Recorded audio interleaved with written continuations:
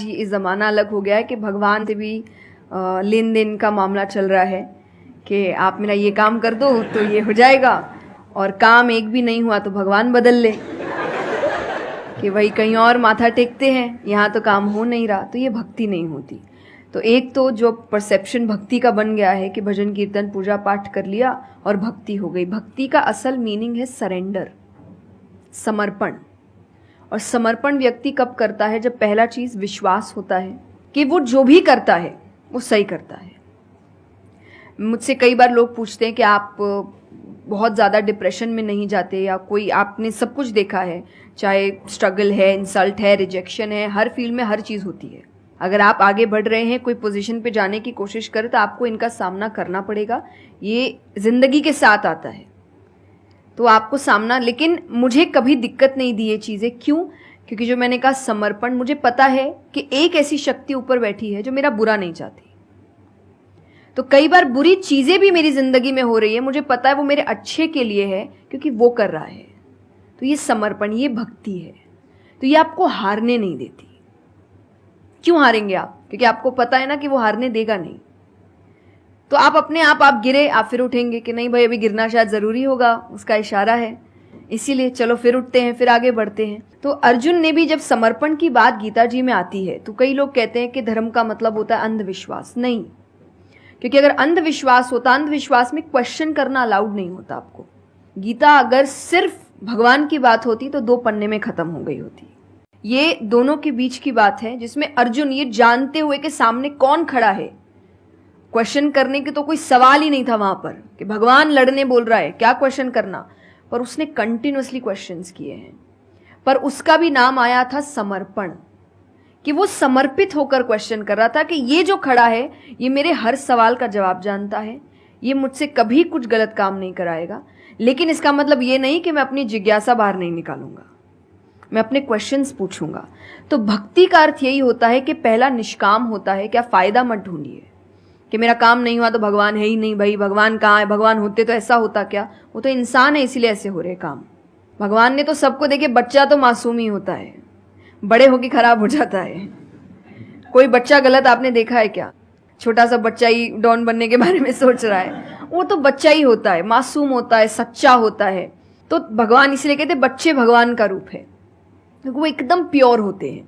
बड़े होने के बाद हम काम खराब करते हैं और नाम फिर हम भगवान का देते हैं, क्योंकि हमको इल्जाम लगाने के लिए लोग चाहिए।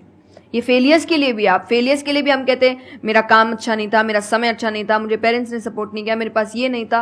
वरना अगर देखा जाए इन्हीं सिचुएशन में कई लोग हैं जो काम करके आगे बढ़ जाते हैं।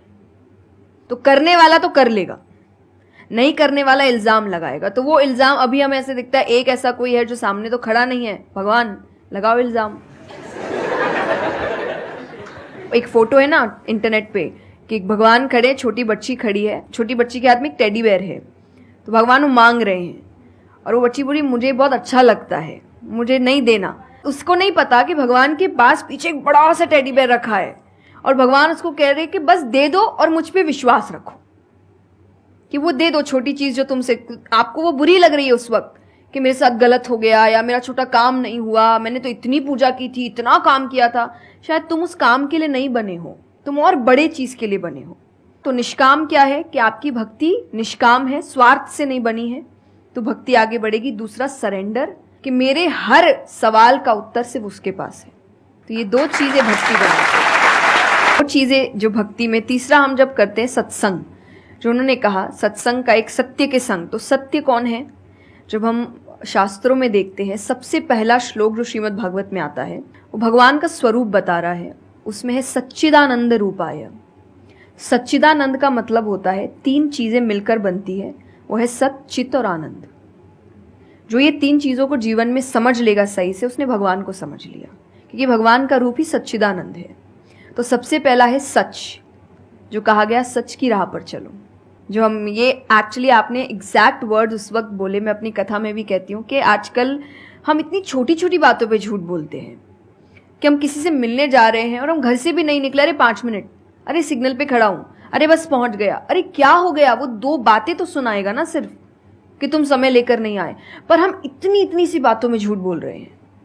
ये हमें लगता है कि कोई बड़ी बात नहीं, पर ये बहुत बड़ी बात है कि आप इतना भी सच का सामना नहीं कर सकते, और फिर हमें लगता है कि हम लाइफ के जो प्रॉब्लम्स है उसका सामना कर लेंगे, खुद के सच का तो सामना कर नहीं पा रहे हैं। जिंदगी का सच सामने आएगा तब तो बैंड ही बज जाएगी पूरी, क्योंकि वो कठिन है।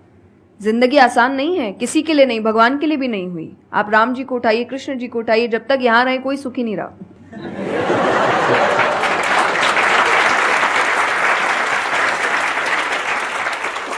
तो सुखी तो कोई नहीं रहा यहां पर। आपको सुख खुद ढूंढना पड़ता है, आपको अपना जीवन खुद निकालना पड़ता है अपने चॉइसेस को लेकर। तो इसीलिए पहला सत है। दूसरा चित है, अवेयरनेस। हम अवेयर नहीं है चीजों को लेकर, हम इग्नोर करते हैं। अवेयरनेस और इग्नोरेंस ये ऑपोजिट्स हो गए, कि आप कोई भी चीज आपको समझ नहीं आ रही है, नहीं है। मैं अधिकतर नास्तिक लोगों को आप देखिए, उनको अगर पूछे ना भगवान को मानते हैं, तो उनके पास एग्जैक्ट रीजंस नहीं होते कि क्यों नहीं मानते। बस नहीं है, दिखा नहीं, मुझे नहीं दिखा तो नहीं है। तो तुम्हें तो बहुत चीजें नहीं दिख रही। मेरे पापा इस पर मैंने एक बार उनसे क्वेश्चन किया था कि बोले तो पापा कैसे जवाब दे। पापा बोले उनको पूछना उन्होंने अपने परदादा को देखा था। देखा तो नहीं होगा,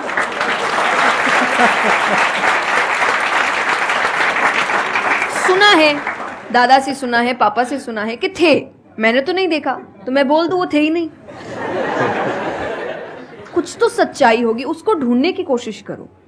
मैं धर्म के लिए हमेशा कहती हूं कि आपको ढूंढना पड़ेगा। भगवान, मेरे पापा ने मुझे एक बात कही थी, भगवान मानने की चीज है, जानने की नहीं। जानना क्या होता है, पहले इस्तेमाल करे फिर विश्वास करे।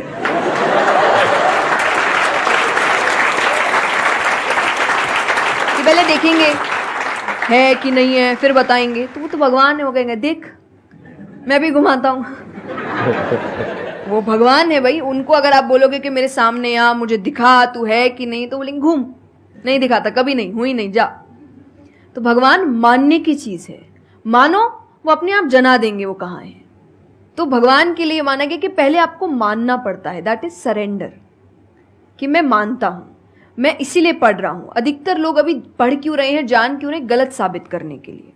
और दुनिया के लिए भी, आप किसी भी चीज को जानने की कोशिश करो तो सिर्फ एक खाली दिमाग से जानने की कोशिश करो, अपने दिमाग से नहीं कि मुझे गलत साबित करना इसीलिए पढ़ता हूं चलो। तो फिर आपका दिमाग सीधा उस गलत बात पे ही जाएगा कि देखो मैंने तो बोला ही था गलत है। और उसके आसपास कितनी अच्छी बातें लिखी होगी आप देखेंगे नहीं, पर आपको जो बस साबित करना है, आप उस लोग सुनते भी आजकल इसीलिए है। मैं कथा में एक बात कहती कि उस आजकल कथा ही बची है सुनने वाली चीज, वरना आप कहीं भी दो लोगों को देखिए वो बोलेगा मैं बोलता हूँ, नहीं मैं बोलता हूँ, नहीं मैं बोलता हूँ। दुख देखिए किसी के, प्रॉब्लम्स को एक बोलता है अरे मेरी जिंदगी अच्छी नहीं चल रही, अरे मेरी उससे भी खराब है। आप किसी से मदद भी कहाँ मांगेंगे कि वो एक दुख सुनाओ वो 4 सुनाता है, तो क्या ही मदद मांगे कि तो मेरे से दुखी है, तू मेरे से और 500 रुपए रख भाई। ये तो लोग हर वक्त कोई सुनना नहीं चाह रहा, और सुन भी रहे हैं तो इसीलिए कि ताकि बस मैं बोल सकूं, कि ये खत्म करे बस जल्दी से चुप हो ताकि मैं बोलूं। तो ये बंद करिए। भगवान ने अर्जुन की पहले पूरी बात सुनी थी, एक बार भी बीच में इंटरप्ट नहीं किया, उसकी पूरी बात सुनी। क्यों? तभी वो आंसर ठीक से कर पाएंगे। अगर आप बीच में हर चीज में इंटरप्ट करेंगे, लोगों के ओपिनियंस में इंटरप्ट करेंगे, तो आप उनकी बात को नहीं समझ पाएंगे। जितना सुनेंगे उतना सीखेंगे, क्योंकि बोलोगे तो वही जो आता है, पर सुनोगे तो कई बार ऐसी चीजें पता चलेगी जो नहीं पता, जो नहीं आता है। आते हैं देखिए, और आनंद का मतलब एक्चुअली परमानेंट हैप्पीनेस होता है, जो आपको भगवान के साथ ही मिलता है, कि आपको किसी की जरूरत नहीं है, बाकी सब कुछ टेम्पररी है। और टेम्पररी खुशियों के लिए भगवान ने अर्जुन को लड़ने के लिए इसलिए नहीं बोला था कि तेको राज्य मिल जाएगा, खुशी मिलेगी, पैसा मिल जाएगा, नहीं। एक परमानेंट हैप्पीनेस थी कि मैंने अपना काम अच्छे से किया, उसके लिए लड़ो। तो जो भी काम कर रहे हो परमानेंट क्या है उसमें वो देखो, और ये आपकी सक्सेस पे भी काम आता है। भगवान जैसे अब हम कहते हैं ना कि दुनिया में कुछ सच नहीं है, संसार सच नहीं, इसका मतलब क्या है? छोड़ने के लिए नहीं। क्या आप पहली चीज, जब दुख आ रहा है तो डिप्रेशन में मत जाओ, क्योंकि आप जानते हो ये भी परमानेंट नहीं है, टेम्पररी है, कल फिर ठीक हो जाएगा। खुशी आ रही है तो घमंड मत करो, ये भी निकल जाएगा, ये पोजीशन भी ज्यादा समय तक रहेगी नहीं, तो उसको रखने के लिए काम करते रहो।